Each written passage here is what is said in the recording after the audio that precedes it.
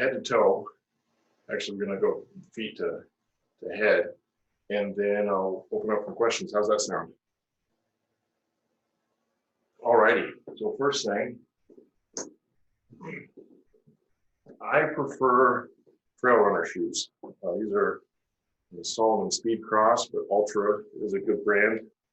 They got bigger lugs than normal running shoes, but other than that, they're pretty much just running shoes. Cheaper than boots. I've studied it a little bit. The science is inconclusive about ankle support. There are some studies that say when your shoe moves and it has ankle, it forces your ankle over, so you sprain your ankle more. And there are some that say when you have support there, it stabilizes your ankle. So the scientists are the science is out on it. I personally think that your foot stability is more important than ankle support, and I get that out of shoes. I will use boots primarily when I'm doing off-trail stuff, so hunting, mountaineering,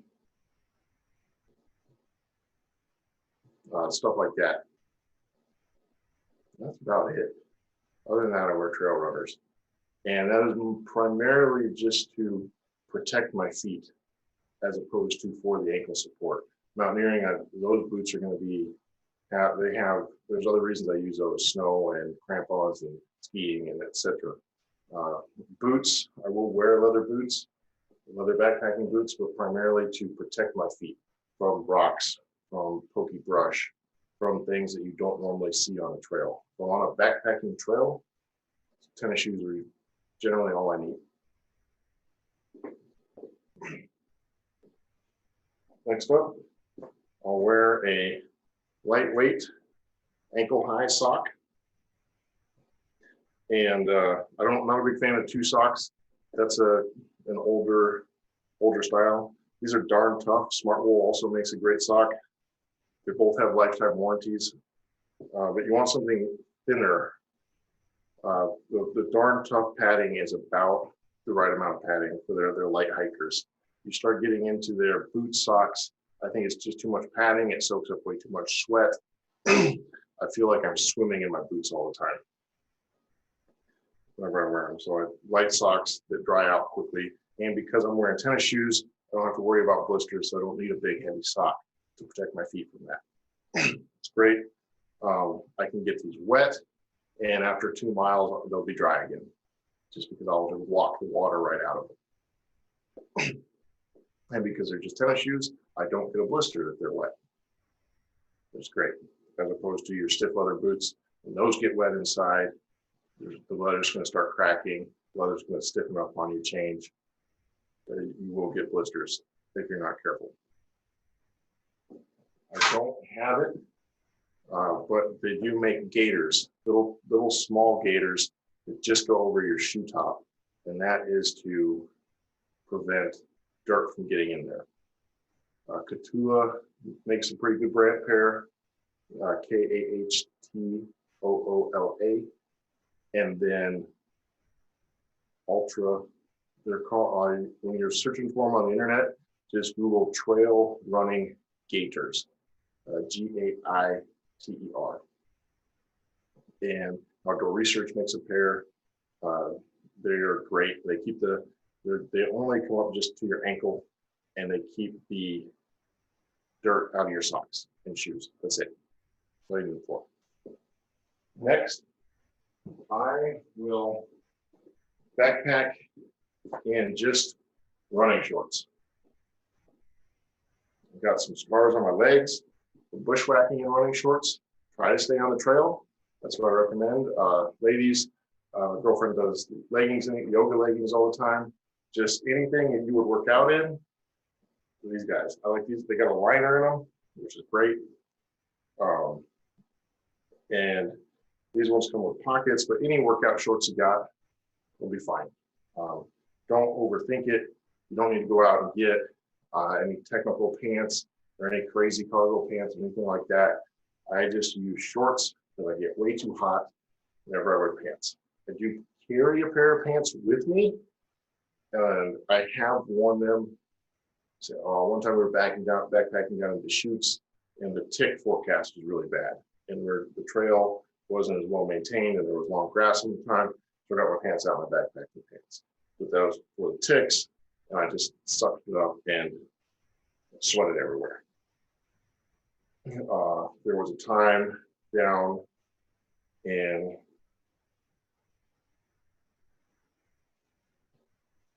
the Blues, forgetting the name of the trail, where I really wished I had pants because it was just deadfall everywhere. We were just, even though it was supposed to be a trail, we were just crawling over and over and over down trees the whole time.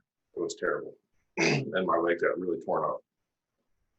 But that time I was trying to go even lighter, and I was like, well, I'm not even gonna bring my pants. And that was a bad mistake. So I do carry a pair of like lightweight synthetic nylon backpacking pants with me. I generally don't bring them out until I get to camp. Finally, just a lightweight workout t-shirt. This one is actually a fairly fancy synthetic wool, merino wool blend kind of deal, but just not go cotton. But any synthetic workout t-shirt will do. After 3 days, probably gonna want another one. Like I did the Wonderland Trail. I brought 2. We were doing it in 8 days. That I had to make each shirt last 4 days. That 4th day was hard to put that shirt on. It was stinky. That's why I spent some money and got the wool shirts. But before then, I was just doing Nike workout shirts. They worked fine for 4 days. You know, if you're just doing a weekend overnight, don't matter, it'll be fine. And then, so yeah, bottom to top, I sweat so much that a ball cap doesn't do it for me. And actually, you're in these things, so I'll wear a little buff because, you know, it's backpacking, it's not a fashion contest. So I will wear a buff like this and then put my hat over it. I don't have my hat, then put my hat over it just because I sweat so much. It's great. It keeps the sweat out of my eyes. Lets me wear sunglasses without them getting fogged up. You do have to be careful. Keep it down around the eyebrows, because sometimes if it gets a little bit too high up, you will end up with an amazing suntan line. So that's why I try to keep wearing my hat over it. Sometimes if it's a really hot day, I'll end up folding it down and just try to get two layers of sweatband there and then put my hat over it. Just because the normal ball cap does not have enough sweat retention for me. After a couple miles, and it's still coming down my face. So I really like these little lightweight buffs. I guess these ones are actually Buff brand, but any, let's see, can you see that? But any buff will do. Any piece of fabric like that, any neck gaiter type of thing. And this thing has a lot of uses as well. And so that's when I got my hat and sunglasses, normal ball cap, normal sunglasses, good to go. And that's what I backpack in, head to toe. Now what I bring with me,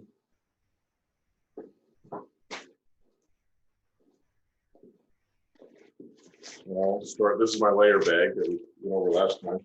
I bring with me this is the Patagonia down sweater. So when you buy down jackets, you get different layers of sweat. Whenever they say down sweater, it's the lightest weight version of it.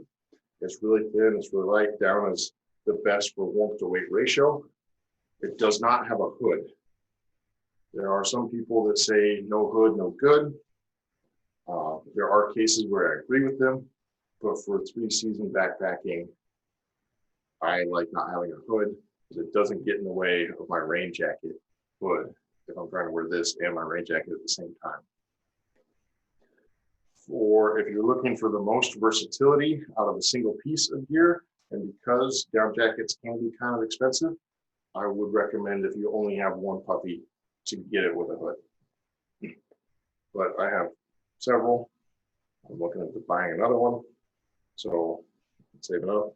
So I have no hood on this one. That's the backpack. Other than that, I will bring a lightweight pair of gloves. These are just the serious, like all-weather kind of ones. Not 100% waterproof, but that's fine. I don't worry about Gore-Tex for backpacking too much. Not on my hands, at least. If it's raining, it means it's above 32 degrees, which means as long as I'm moving, I'll probably be okay. And so these, if it's raining, these just stay in the pack. I'll either put my hands in my rain jackets or in my rain jacket sleeves, or it's warm enough that I don't even bother, doesn't even bother me, and I just get my hands wet. And then last but not least, I will bring just a small beanie. Well, this one's wool, doesn't have to be wool, just any cold weather beanie hat. Talk through my rain jacket. It's not Gore-Tex, it is waterproof though. This is the Outdoor Research Helium 2, weighs about 6 ounces or so, and is not 3-layer Gore-Tex, it's less breathable. And I will use this for when it's raining, if I need just a little bit of extra warmth. It's really thin, you can almost like see through the fabric. Relatively inexpensive as rain jackets go. It's one of the most popular ones out there as well. Doesn't have any pockets on the side, so that's kind of annoying, but that's how you get the lighter weight on it. It's only got this one chest pocket. So let's see if I pull that up.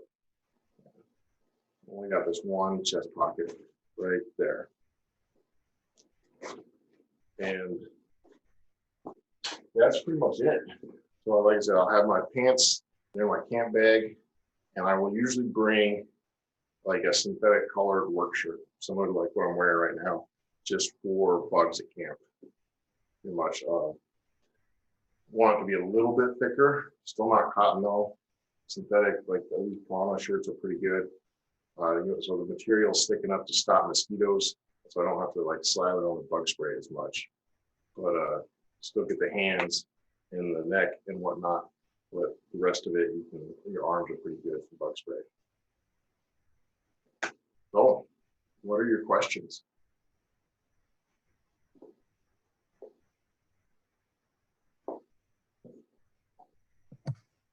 What do you sleep in? I'm just stepping over to my computer now. I got the group chat. Got the chat up, maybe.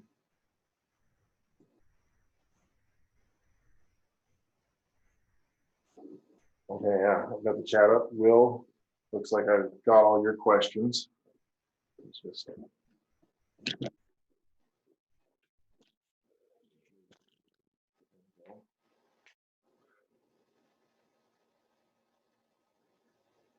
Anybody else have any questions? I sleep in my camp pants and my camp shirt. I used to bring like a lightweight, like the very lightest synthetic base layer you could, because you do kind of want to keep your body oils off of your sleeping bag. That will help prolong the life of it. But now I just sleep in. I try not to get too dirty at camp. Brush my pants off if it comes down to that. I'll sleep in my camp pants, which I just put on over my hiking shorts, and I'll sleep in a shirt like this.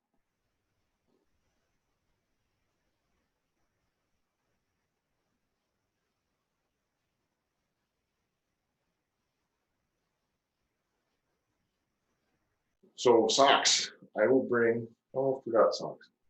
Sorry. I will bring a second pair of socks. These are the longer and thicker, and I call these camp socks. So they have more padding. These are the boot socks. I will put these on when I get to camp. In general, The majority of trips, I bring 2 pairs of socks. I bring my hiking socks, and I bring my camp socks. And so my hiking socks are for hiking. The camp socks are for keeping my feet warm when I sleep. For the most part, that's good up to about 4 days. If I'm going, if I'm going for longer than 4 days, I will throw in a second pair of hiking socks, then alternate them out. But yes, Terry, pretty much wear the same clothes all the time. Clothes weight adds up quick. Now, that's my philosophy. There are people that will bring a separate, especially on overnights, where maybe your distance isn't that great, maybe the trip isn't that strenuous. There are people that will bring a set of clothes for both days. My girlfriend does a lot. On longer trips, weights can be more of an issue. You're going to start, and also you're going to be away from polite society for longer. So by day 2 or 3, you won't notice anymore. Everybody else is doing the same thing. Day, socks are something you need to experiment with. You need the old school. Those are 2 pairs, light liner and a thicker outer sock. Yeah, Dave, you've got cold feet, if I remember correctly. I have hot feet. I sweat. I've had people tell me that they've never seen somebody sweat through their shoes before, but my shoes will get wet from sweat if I'm not careful.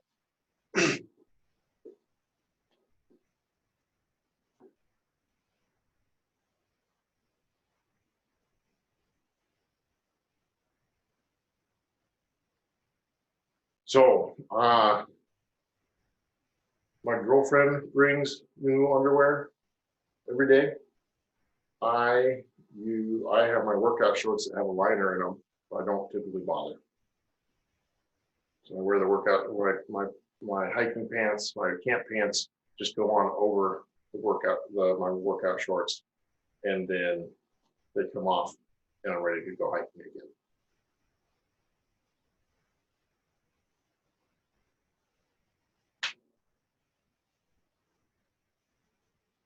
So blisters, the biggest thing is making sure your feet don't, your shoes fit. Hiking, like trail runner shoes, will help that a lot.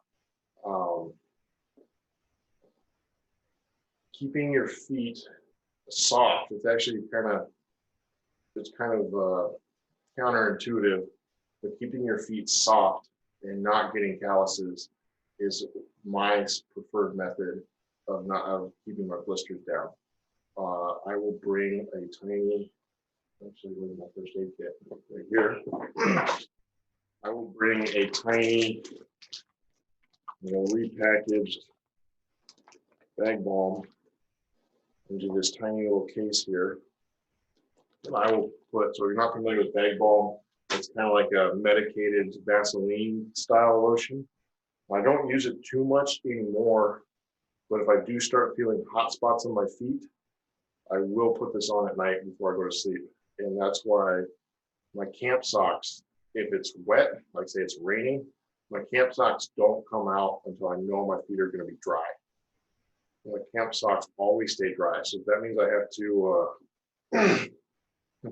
have to stay in my hiking socks like through dinner, if it's raining, and so dry feet, get them dry that's the little microfiber towel I'll carry. Get your feet dry, and then some sort of lotion. I said this bag balm, if you're not familiar with it, is farmers used to use it on their milk cows to help keep the chafing down in like the colder winters on the East Coast. I put it on my feet if I'm starting to feel hot spots overnight, and it really toughens up. Like, tough skin is soft skin. Calluses are not tough. Calluses are just skin that has hardened, is about to come off. And when you see, like, if you're at the gym and people are ripping their hands open because their calluses are coming off, or you get a callus on your foot, and then you keep going and it rips off. And so in general, tough skin is soft skin, and that's how you prevent having blisters. Socks, so you can,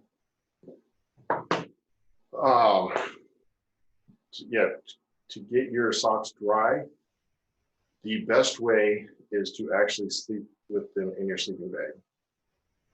I will put them kind of just like right underneath my back in my sleeping bag and just sleep on them. The combination of pressure and body heat, they will be dry by the morning. By the fire is nice if you can have a fire. I have seen a lot of socks and a lot of shoes burned because they get too close to the fire and you don't think about it, and 10 minutes later you have a hole in them. So in general, do not leave them unattended if you're drying them by the fire.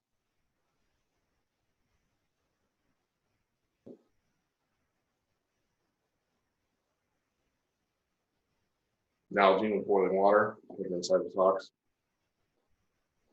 That's just great. If you're on the IMAC Facebook group, I actually shared a video, about 12 minutes long,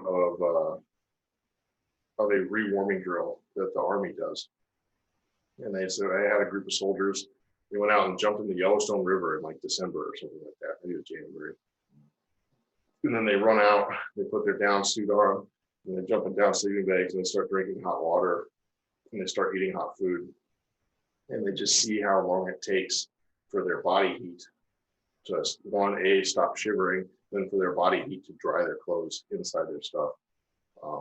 Some of the newer technical down stuff that's treated out there, it took about 3 hours and everybody was dry. That was in about 17-degree weather. So if you're on the IMAC Facebook group, that video is great. It really, I am sold. I'm going to go buy one of those treated down parkas. Maybe those treated down pants too. We'll see. They're at least going on my Christmas list.